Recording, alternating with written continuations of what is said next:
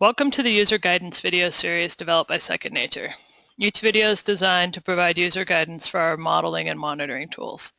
This 20-minute video is an overview of the stormwater tool to estimate load reductions, or TELR. It's available at swteller.com. TELR has been developed over an intensive 2-year collaborative process between Second Nature, the Low Impact Development Initiative, the Central Coast Regional Board, and a number of municipal partners. The intent of this webinar is to orient people to the online TELR platform and its organization, and to provide a high-level overview of the mapping and monitoring data needs that inform the TELR water quality estimates. TELR is an urban pollutant loading model. It's designed to be used directly by stormwater managers. We don't think that you need consultants to use it. The generation of inputs and outputs will help you better prioritize water quality improvements. The supporting rapid assessment tools allow you to inventory and assess the effectiveness of the water quality improvement actions that you do implement. And these RAM data are then direct TELR inputs to quantify and track the water quality benefits of your actions, or the load reductions to the receiving waters. In addition, the actions, data, and results generated can be used to meet a number of your annual MS4 permit requirements. These tools and associated processes are applicable to any size municipality.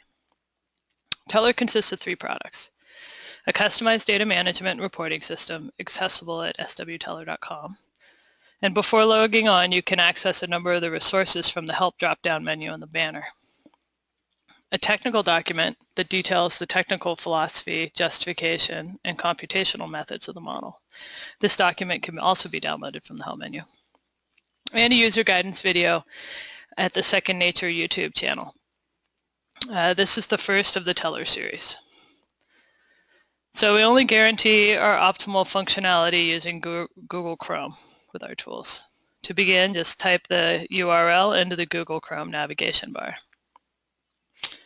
I'm going to click the login button to automatically log in and give you a tour. TELR has 2 main views: Municipal view and Catchment view. Within these, each of the views saved results from past years, and the respective inputs can be reviewed and current estimates can be prepared. As shown here, the home screen is your municipal results page, displaying runoff results. The City of Watsonville has graciously agreed to be our guinea pig, and here I present hypothetical data staged in the year 2021. We purposely designed the demo data to tell one potential story of an effective stormwater program, while illustrating the TELR functions and displays. The navigation is consistent throughout TELR, so I'm going to spend a little bit of time orienting you on this municipal scale runoff results page. Starting at the upper right, there's a number of resources available in the banner. Help provides links to the technical documents and user videos. Download is where users can export both spatial and tabular data of theirs at any particular time. The User tab allows account setting changes and it links to user feedback forms. The name of my municipality and the last time my data was updated is shown in the title bar on the left. On the right are the municipal pages: results, inputs, and prepare. The current year preparation, or 2021, is in progress, as indicated by the red triangle. The bar graph is a quantification of the water quality benefits of this hypothetical Watsonville stormwater program over time. The map illustrates that City of Watsonville has been delineated into 63 unique urban drainage catchments. The city has generated this drainage map and associated land use and other attributes following our detailed mapping guidance, also available in the Help menu. TELR methods are summarized in the technical document, and those are used to create the loading estimates for each catchment for each year. There's a comprehensive consistency and standardization used to generate these water quality estimates, resulting in the creation of a common scalable unit that can be used to track progress over time or compare results spatially. And this allows a continued prioritization as to where the best opportunities for water quality improvement exist. For each year, 2 scenarios are run for each catchment: an unmitigated and a current. The bar graph shows the aggregated or stacked TELR estimates for all of the Watsonville catchments. The total height of each bar and the blue values below are the total annual municipal loads delivered to the receiving waters without BMPs. Those are the dark. These are the termed unmitigated load. An unmitigated loading estimate assumes no BMPs are in place, and thus the results are driven by local land use, stormwater drainage, and other characteristics. We then implement structural or non-structural BMPs on roads and parcels to mitigate the water quality impacts of this urban landscape. With existing BMPs in place, and their effectiveness assessed using standardized and feasible monitoring techniques, TELR is used to estimate the current average annual load to the receiving waters given the current conditions. The height of the dark blue bar is the current municipal load with all of the structural and non-structural BMPs included. By subtracting the current from the unmitigated load, we can calculate the load reduction or the quantified cumulative water quality benefit of the BMPs implemented in each catchment, and then aggregated across the entire municipality. The load reduction is represented as the light blue portion of each bar, and the percent reduced from the respective unmitigated load is provided below. Repeating this year after year produces such a time series by which the effectiveness of actions on a municipal scale can be tracked and easily reported. An effective stormwater program over time will have bars of transition from mostly dark blue to increasing contributions of light blue. I want to call out the increase in the unmitigated load in 2018 in this example that illustrates how new development and increasing impervious coverage is accounted for in TELR. TELR focuses on two pollutants, average annual runoff and average annual particulate loads, as the two surrogates for urban pollutant generation and transport. We're looking at the municipal runoff view, and I can navigate to the analogous particulates results using the drop-down in the upper right-hand corner. The detailed rationale and justification for the selection of these two pollutants is provided in the technical document, but simply stated, we just need to focus information and reduce complexity in order to better communicate and improve the quality of our receiving waters. Two maps are available for viewing each year, the unmitigated priorities and the current year priorities. The map of the municipal results pages are repurposing the unmitigated and current load results to iteratively identify spatial priorities. Each catchment load is normalized by the respective catchment area to allow spatial comparisons. The distribution of these loading rates, and for Watsonville there are 63, are ranked and divided into 5 evenly distributed categories. The map shown is the 2020 catchment prioritization for particulate pollutants, where the catchments with a pollutant load in the top 20% are colored dark brown, or dark blue if we're looking at the runoff map. Thus, the dark shaded catchments are where the current opportunities exist to reduce loading to our local waterways. The unmitigated priority map for each year could then be viewed by clicking the blue unmitigated value at the bottom of the bar graph, and that allows us to then toggle between different maps to visually inspect changes. The table to the left provides an inventory of all the catchments and their respective load and loading rate for the year selected above and displayed in the map. The catchments are organized by receiving water they drain to, and if I click on the receiving water name, the map and the chart at the top are filtered and only display the catchments and associated results draining to that receiving water. There are 2 other municipal views, real quickly inputs, which displays the catchments, the outfalls, and the respective receiving waters each drain to. And then the layout and the navigation here is the same as the result page with the exception of a drop-down menu to navigate to years. So in the catchment navigation was similar to the municipal view. However, the catchment scale is where you will view and manage your specific inputs that drive the TELR results.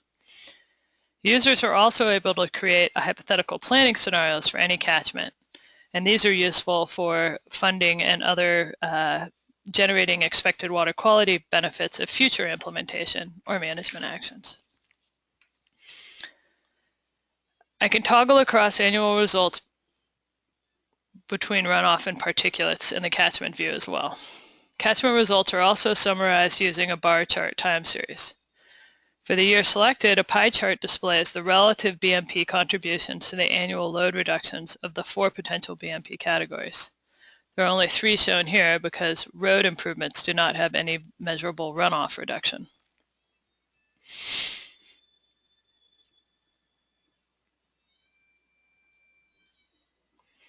For each year, I can click on the Inputs tabs to view the locked catchment inputs driving the TELR results for any year. Once the data for a particular water year is locked and saved by the user, it becomes read-only and it can't be modified. Once these locked results are locked, they're available for regulatory review. So to detail the TELR inputs, I'm going to go back to the municipal view and call your attention to the Prepare 2021 with a red triangle, meaning this year is in preparation and is a work in progress. You can also see that the bar is gray. Annually, the municipal user is expected to iteratively use TELR throughout the year and prioritize where to do improvements or maintenance actions are needed, and then they can evaluate the water quality benefits of those. Again, new users will start with delineating the urban catchments and then upload those to TELR. And they'll change these if new development occurs, otherwise they stay the same across years. The annual TELR preparation process is completed by a combination of data inputs for the entire municipality and then a few additional refinements at the catchment scale. And this approach will greatly reduce the input needs on the user. Because TELR requires on-the-ground assessments of structural BMP performance and reasonable determination of road and parcel conditions, the municipal user is focused on monitoring and maintaining the effectiveness of BMPs within their municipality. And strategically, all of these inventory assessment and record-keeping actions fill specific annual MS4 permit requirements. In order to simplify these monitoring efforts, we recommend municipalities subscribe to the supporting parcel RAM and BMP RAM. We also expect a road RAM to be out soon. With the RAMs and TELR sharing a database, information is directly integrated with no additional data management or input requirements for the user. However, users can obtain and manage data using their own systems and then just bulk upload them using the provided templates. So once we input that, there's a preparation status or a prepare status for each catchment provided. Catchments where all data are met are ready, and the red are not ready and require additional information or confirmation by the user. The user can iterate inputs throughout the year until the Accept button is clicked. And then once that's clicked, it's read-only and accessible to the regulator. We'll make sure that none of those acceptance buttons are pushed in error. Okay, so what are the BMP inputs then? We navigate back to the catchment view, and there are 4 screens to view and manage catchment inputs. A summary of the land use and catchment characteristics obtained from the mapping efforts. And then in each catchment, structural BMPs and their associated data are summarized and mapped.